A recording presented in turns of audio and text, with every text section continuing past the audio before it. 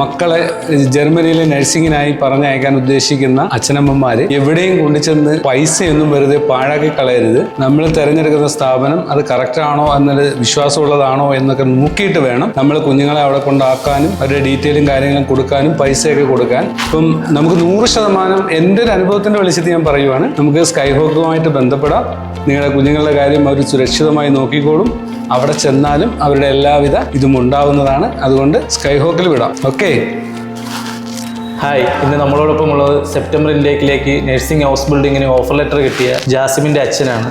ജാസിമിൻ്റെ അച്ഛനെ നമുക്ക് വെൽക്കം ചെയ്യാം.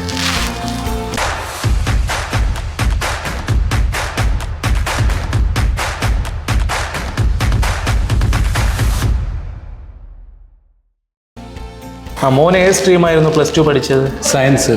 ഓക്കെ, നഴ്സിംഗ് പഠിക്കാൻ വേണ്ടിയിട്ടാണോ സയൻസ് സ്ട്രീം സെലക്ട് ചെയ്തിരുന്നത്?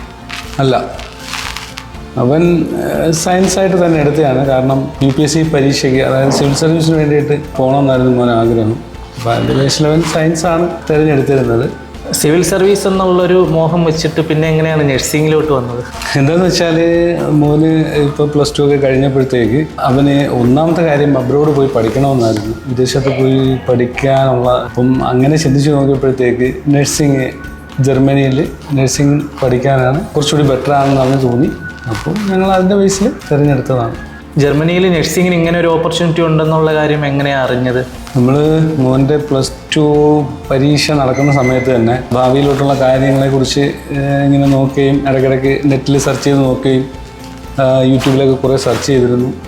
കുറേ ദിവസം രാത്രികളോളം നമ്മൾ ഉറങ്ങാതെയൊക്കെ ഇരുന്നിട്ട് ഈ കാര്യങ്ങൾ ഞാനും വൈഫായിട്ട് സംസാരിക്കുകയും അവൻ്റെ കാര്യങ്ങളെക്കുറിച്ച് ചിന്തിക്കുകയൊക്കെ ചെയ്യുന്നതിൻ്റെ ഭാഗമായിട്ട് പിന്നെ ഞങ്ങൾ ഓൺലൈൻ ഇതേപോലെ സെർച്ച് ചെയ്യുന്നതിൻ്റെ ഇടയ്ക്ക് കിട്ടിയതാണ്. അങ്ങനെ ഞങ്ങൾ അപ്പം അതിനെവിടെ പോകണം, ഇവിടെ അടുത്ത് എവിടെയെങ്കിലും ഉണ്ടോ എന്ന് ഇങ്ങനെ അന്വേഷിച്ചപ്പോഴത്തേക്ക് കൊല്ലത്ത് ഇതേപോലെ ജർമ്മൻ ലാംഗ്വേജ് പഠിപ്പിക്കുന്ന ഒരു സ്ഥലം ഉണ്ടെന്ന് അറിഞ്ഞു. അങ്ങനെ ഞങ്ങൾ അവിടെ പോയി സംസാരിച്ചു.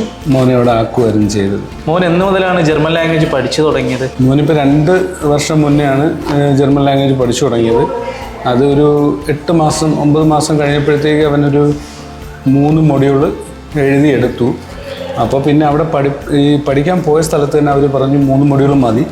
അതുകൊണ്ടാണ് പിന്നെ എഴുതാതിരുന്നത്. അങ്ങനെയാണ് 3 മൊഡ്യൂൾ മതി എന്ന് പറഞ്ഞതിൻ്റെ അടിസ്ഥാനത്തിലാണ് പിന്നെ എഴുതാൻ പോവായിരുന്നത്.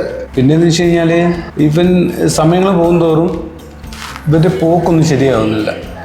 അപ്പം നമ്മളിങ്ങനെ സ്ഥിരം ചോദിക്കുന്ന സമയത്ത് അവർ പിന്നെ ഒരു ഇൻ്റർവ്യൂ കൊടുക്കും. അത് കഴിഞ്ഞിട്ട് അത് ശരിയായിട്ടില്ല, അങ്ങനെയാണ് ഇങ്ങനെയാണെന്നൊക്കെ പറഞ്ഞ് കുറേ സമയം നീണ്ടു പോയി. ഏതാണ്ട് 1.5 വർഷം കഴിഞ്ഞ് അതിനുശേഷം എനിക്ക് തോന്നിയൊരു കാര്യം വെച്ച് കഴിഞ്ഞാൽ ഇവരെ വിടാനല്ല നോക്കുന്നത്, ഈ കുട്ടികളെ വെച്ചിട്ട് അവരുടെ സ്ഥാപനം റൺ ചെയ്യിക്കാൻ നോക്കി. ഇവരെ വെച്ച് പിള്ളേരെ ക്ലാസ് എടുക്കാൻ തുടങ്ങി. അപ്പം അവർക്ക് ഇവരെ അത്യാവശ്യമായിരുന്നു അവിടെ. ഈ കുഞ്ഞുങ്ങളെ കൊണ്ട് ക്ലാസ് എടുപ്പിക്കുക, പുതിയ പിള്ളേർ വരുമ്പോഴത്തേക്ക് ഇവരെ വിടാനുള്ളൊരു ഇതില്ലാതെ തോന്നിയതിൻ്റെ അടിസ്ഥാനത്തിൽ ഞാൻ പറഞ്ഞു അങ്ങനെ അവിടുത്തെ പഠിത്തം നിർത്തി. അതിനുശേഷം ഞാൻ വേറൊരു ആളെ ഇതിനെ ഏൽപ്പിച്ചു, ഇവനെ കൊണ്ടുപോകാനായിട്ട്. ആ പുള്ളിയും കുറേ പൈസ മേടിച്ചു. കുറേ നാൾ രാത്രി വിളിച്ചിട്ട് പറയും ഇൻ്റർവ്യൂ ഉണ്ടെന്ന് പറയും. അപ്പോൾ ഒരു ഇൻ്റർവ്യൂ കൊടുക്കും. പിന്നെ എന്തായാലും ചോദിക്കും, പറയും അത് പാസ്സായിട്ടുണ്ട് നോക്കാമെന്ന് പറയും. അങ്ങനെ സമയം പോയതല്ലാതെ ഒന്നും നടന്നില്ല. അതും ചീറ്റിംഗ് ആണെന്ന് എനിക്ക് മനസ്സിലാക്കിയപ്പോൾ ഞാൻ അതും വിട്ടു. അങ്ങനെ ഞാൻ ഇരിക്കുന്ന സമയത്താണ് പിന്നെ എന്താണൊരു ഓപ്ഷൻ, നീ എന്ത് ചെയ്യും എന്നറിയാതെ വിഷമിച്ചിരിക്കുന്ന സമയത്താണ് ഞാനൊരാളിലൂടെ ഈ സ്കൈഹോക്കിൻ്റെ ഇത് കാണുന്നതും ഞാൻ ഇവിടെ ആയിട്ട് ബന്ധപ്പെടുന്നതും. സത്യം പറഞ്ഞാൽ ഇപ്പോൾ ഒരു 3 മാസം, എൻ്റെ ഓർമ്മ ശരിയാണെങ്കിൽ 3 അല്ലെങ്കിൽ 3.5 മാസമായി കാണും. ഞാനിവിടെ വന്നു സംസാരിക്കുന്നു, കാര്യങ്ങളൊക്കെ പറയുന്നു, എൻ്റെ മോൻ്റെ ഡീറ്റെയിൽ എല്ലാം കൊടുക്കുന്നു. എനിക്ക് ശരിക്കും പറഞ്ഞ് വളരെയധികം സന്തോഷമുണ്ട്. കാര്യം ഇത്രയും നാൾ നമ്മളിതിൻ്റെ പുറകെ നടന്നിട്ടൊന്നും നടക്കാതായതിനു ശേഷം ഇപ്പോൾ എനിക്ക് ഇതേപോലെ ഓഫർ ലെറ്റർ ഇങ്ങനെ എൻ്റെ കയ്യിൽ കിട്ടിയിട്ടുണ്ട്, എൻ്റെ കയ്യിലുണ്ട്. അപ്പോൾ അതിൻ്റെ കാര്യമായിട്ട് ബന്ധപ്പെട്ട് ഞാനിവിടെ വന്നതാണ്. ഇപ്പോൾ VFSന് വേണ്ടിയിട്ട് ഞാനും മോനും കൂടി ഞായറാഴ്ച ബാംഗ്ലൂർ പോവുകയാണ്. അപ്പോൾ അതിൻ്റെ പേപ്പർ കളക്ട് ചെയ്യാൻ വേണ്ടിയിട്ട് ഇവിടെ വന്നു. ഇത് സത്യം പറഞ്ഞാൽ ഞാൻ ഞെട്ടിപ്പോയി. ഇങ്ങനൊരു ഞാനും പ്രതീക്ഷിച്ചതല്ല. നഴ്സിംഗിൻ്റെ ഇൻ്റർവ്യൂവിനെ കുറിച്ച് മോൻ എന്താണ് പറഞ്ഞത്? ഇൻ്റർവ്യൂ ഇതിന് മുന്നേ അവൻ പല പ്രാവശ്യം ഇൻ്റർവ്യൂ അറ്റൻഡ് ചെയ്തിട്ടുണ്ട്. ഒരുപാട് ഇൻ്റർവ്യൂ അറ്റൻഡ് ചെയ്തിട്ടുണ്ട്. കാരണം നമ്മൾ ഈ നേരത്തെ പൈസ കൊടുത്തവരോട് എന്നാ പോകാൻ പറ്റുമെന്ന് ചോദിക്കുമ്പോഴത്തേക്ക് അവർ അന്ന് രാത്രി ഒരു ഇൻ്റർവ്യൂ ഇട്ട് കൊടുക്കും. അങ്ങനെ ഒരുപാട് പ്രാവശ്യം ഇൻ്റർവ്യൂ അറ്റൻഡ് ചെയ്തിട്ടുണ്ട്. അപ്പോൾ എനിക്ക് തോന്നുന്നു അതൊരു ഗുണമായിട്ടാണ് തോന്നിയിട്ടുള്ളത്. അപ്പോൾ ഇവിടുത്തെ സ്കൈഹോക്കിൻ്റെ ഇൻ്റർവ്യൂ അവൻ പറഞ്ഞു കുഴപ്പമൊന്നുമില്ല, ഞാൻ പ്രതീക്ഷിച്ചതുപോലെ തന്നെയാണ്, പക്ഷേ എന്നാൽ കുറച്ചുകൂടി ബെറ്ററായിട്ട് എനിക്ക് തോന്നിയിട്ടുണ്ട്. അവൻ നല്ല രീതിയിൽ പെർഫോം ചെയ്തു. ആദ്യത്തെ ഇൻ്റർവ്യൂവിൽ തന്നെ എൻ്റെ മോന് സെലക്ഷൻ കിട്ടി. സ്കൈഹോക്കിൻ്റെ സർവീസിനെ കുറിച്ചൊന്ന് പറയാമോ? സ്കൈഹോക്കിൻ്റെ നല്ല സർവീസാണ്. കാര്യം എന്ന് വെച്ച് കഴിഞ്ഞാൽ ഞാൻ വലിയ വിദ്യാഭ്യാസമൊന്നും ഉള്ള ഒരാളല്ല, ഒരു സാധാരണക്കാരനാണ്.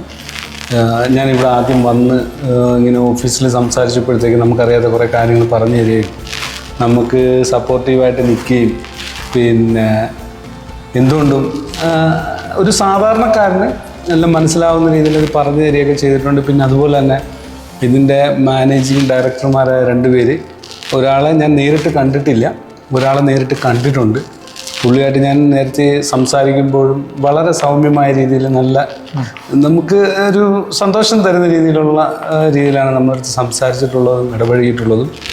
പിന്നെ ശരൺ സാർ ഇവിടെ വന്ന സമയത്ത് ഞാനിവിടെ ഒരിക്കൽ വന്ന് പുള്ളിയായിട്ട് നേരിട്ട് സംസാരിക്കുകയും ചെയ്തിട്ടുണ്ട്. നല്ല സർവീസാണ്.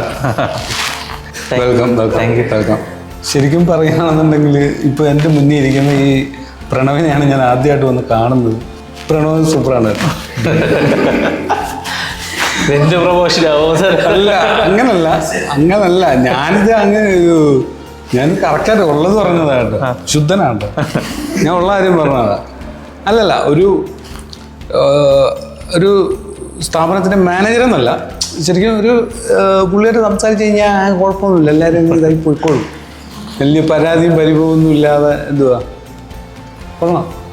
Thank you. സെപ്റ്റംബർ ഇൻടേക്കിലേക്ക് ജർമ്മനിയിൽ പോകുന്ന ജാസിമിന് അവിടെ ചെന്നാലും ബാക്കി അറേഞ്ച്മെൻറ്റ്സ്, അതായത് എയർപോർട്ട് പിക്കപ്പ്, അക്കോമഡേഷൻ അസിസ്റ്റൻസ്, ഇതെല്ലാം നമ്മൾ സ്കൈഹോക്ക് തന്നെ ചെയ്തു കൊടുക്കുന്നതാണ്.